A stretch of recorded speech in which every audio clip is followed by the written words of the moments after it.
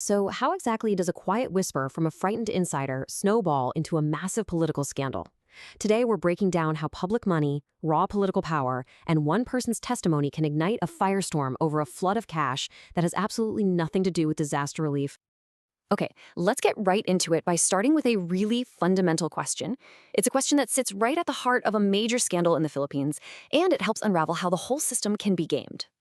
So where does a story like this even begin? Well, this one all starts not with some vague accusation, but with a set of incredibly specific and very, very large numbers. First up, there's this figure, 355 million pesos. That's about 6 million US dollars. It's an amount that supposedly and kind of mysteriously just appeared in the national budget, all for flood control projects in one single province. And then there's this number, 30%. Now, for decades, this has been the dirty little secret of Philippine infrastructure projects, the unspoken price of doing business. It's the alleged cut that goes back to the powerful people who steer the contracts. And that brings us to this term, SOP. Now, officially, yeah, that means standard operating procedure. But in this world, it's basically code. It's the lingo for a corrupt system. And calling it an SOP suggests these kickbacks aren't some rare, one-off crime. No, it implies this is just business as usual. And these allegations, they aren't just floating in the air. They are tied directly to two very prominent senators. The claim? That they used their influence to funnel almost 1 billion pesos worth of projects right into their home province of Bulacan. Okay, so you have to be asking, where is all this explosive information coming from? I mean, accusations this specific have to have a source, right? Well, the source for this story is, let's just say, it's complicated. Meet Bryce Erickson Hernandez. He's a former public works engineer, and he is currently in detention. And let's be clear, he's not your typical squeaky clean whistleblower.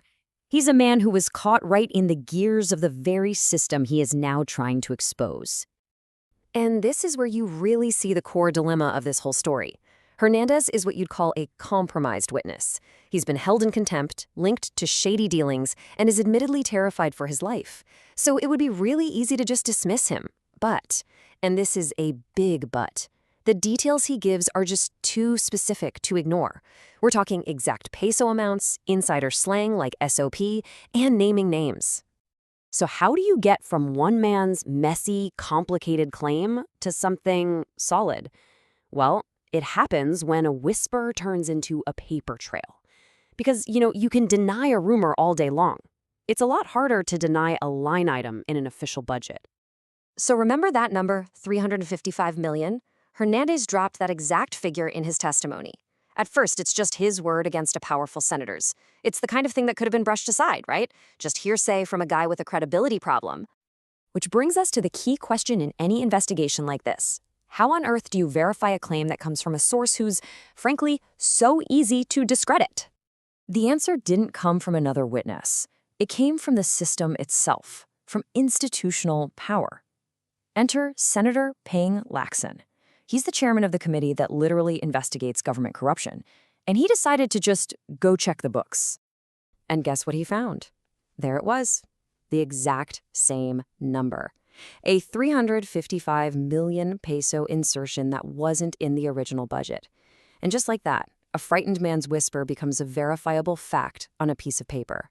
It's a real lead, something you can actually follow. And that one discovery, that one number, kicked off a whole chain reaction. Now, investigators are following the money, looking at projects that were already awarded. They're even pulling CCTV footage to see who was involved. This, right here, is the moment hearsay officially turns into a potential criminal investigation. But look, this is bigger than just one investigation. The implications here are huge. This isn't just about putting a couple of senators in the hot seat. It casts a very long shadow over the entire Senate, an institution that's already dealing with a crisis of public trust. I mean, just think about the optics for a second. You have an employee from a construction company, a company that just so happens to benefit from these budget changes, seen on camera inside the Senate. That kind of thing just pours gasoline on the fire of public cynicism. The source material put it bluntly, It makes the whole place look less like a hall of legislation and more like a marketplace where contractors are just trying their luck. And what we're seeing is that these vital projects, flood control, are being turned into a kind of political shell game. They're big, they're local, they always seem urgent, and they're technical enough that most people don't look too closely. It's the perfect cover for moving money and influence around.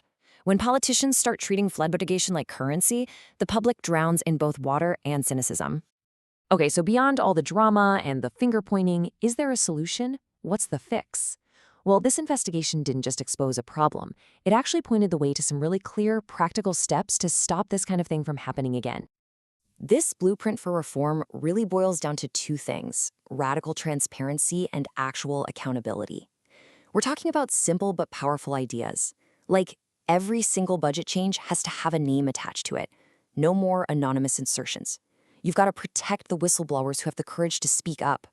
And if you find real evidence, the case has to go to the courts. It's all about designing a system where it's just impossible to keep these kinds of secrets. So when you take a step back, this whole story leaves us at a massive crossroads, especially for the Senate, the institution right at the center of this storm. All the evidence is on the table. A choice has to be made. Think about it.